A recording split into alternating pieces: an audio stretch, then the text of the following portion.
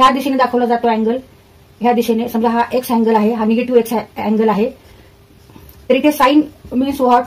Sign means Y coordinate, आणि Y वर सगळे इथे ऑल निगेटिव्ह नंबर्स आहेत. त्याच्यामुळे इथे आपण निगेटिव्ह साइन घ्यायचे, निगेटिव्ह साइन एक्स.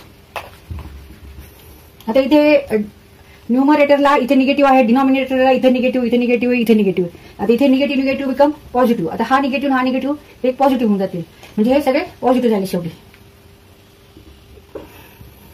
इथे साइन एक्स आहे, इथे पण साइन एक्स आहे, इथे कॉट एक्स आहे, इथे कॉट एक्स आहे, ते सेक एक्स सेक एक्स आहे. म्हणजे 1/1 येणार आहे. 1/1 equal to 1 and it is equal to RHS side. Therefore LHS side equal to RHS side. इथे आपला हा क्वेश्चन सॉल्व्ह झालेला आहे.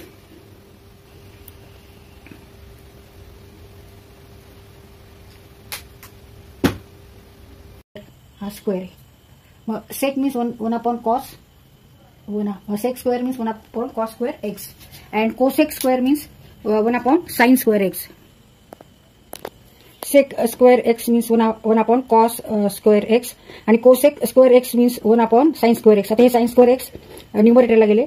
Sign square x divide by cos square x म्हणजे टॅन स्क्वेअर एक्स. मग हे टॅन स्क्वेअर एक्स आणि into tan x म्हणजे tan cube x and it is equal to RHS side.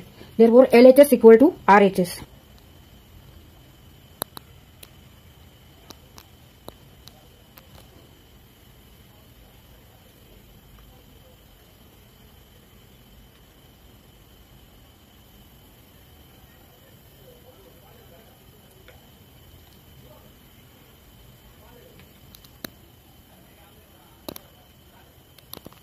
होणार आहे cos theta plus minus cos theta होणार आहे.